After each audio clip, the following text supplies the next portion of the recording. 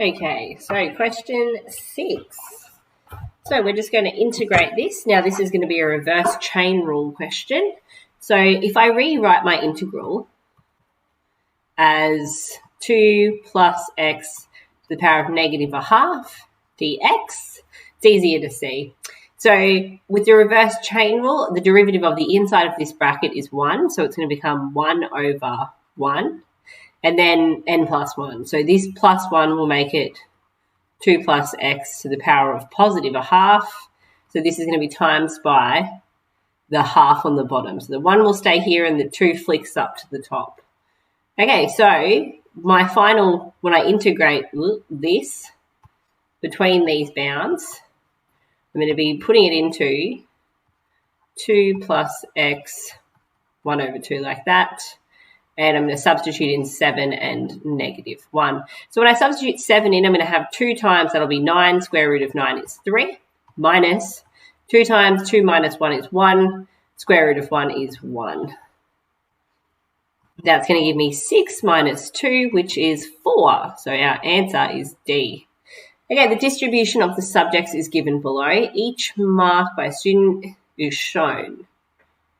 Standardized Z-scores were used to compare the results and showed that the student, okay, then we've got 4 options. So first thing we're going to do, we're just going to look and see, are they all within 1 deviation? So the mean, the deviation, that's within.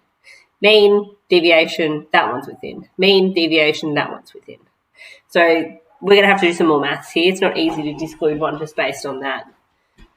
So we're going to work out the Z-score using our student mark minus the mean all over our deviation. So for science, it's going to be 70 minus 60 over 15, which will be 10 over 15, which simplifies to 2 over 3. For maths, it's going to be 72 minus 68 over 6. Just ignore the dog. She's a pain. So that's going to be 4 over 6, which simplifies to 2 over 3. And now for music, it's going to be 72 minus 65 over 9, which would be 7 over 9. If I was to make these comparable fractions, I'd just times the top and the bottom by 3 to put them all over 9. So that would be 6 over 9. So out of these statements, I can say that, yes, they did perform equally well in science and maths. That one's not true. Performed better in maths than science. That one's not true either. Performed better in maths than music. That's not true. So our answer is A. Okay, question 8. Given that that is that, rearrange to make x the subject.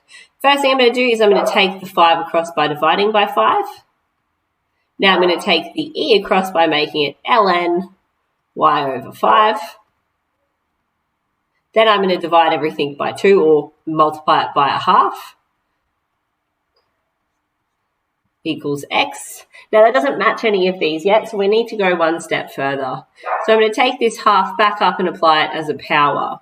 You should remember that when it becomes a power, it influences everything inside the bracket, which means it's going to be square root of y, square root of 5, just like that, making your answer A. Okay, an equilateral triangle has side lengths of 9. And if it's equilateral, that means the 180 degrees are all divided up into 60-degree segments. So if we want to calculate the area of that triangle, I can apply my rule, a half of A, B, sine C. So a half of 9 times 9, sine of 60.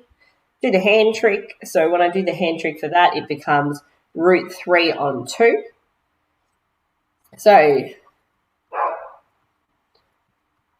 that will become 81 root 3 over 4 centimetres squared. So 81 root 3 over 4 centimetres, or metres squared, sorry. There we go. That's our answer, C. Okay, then if the sample size is decreased, so n is decreased, sample proportion and confidence level remain the same, the width of the confidence interval will increase, decrease, remain unchanged, or may increase or decrease. Okay, so we're going to first look at the formula for this. So that is our proportion. Now, if it's confidence interval, it's plus minus z square root of p 1 minus p over n. So we're saying the only thing that's changing here is n. Okay, so we don't really need to worry about this section at the front. All we really need to know is that if this section here, if this whole thing is increased, then we have a larger width. Whereas if it's decreased, then we have a shorter width.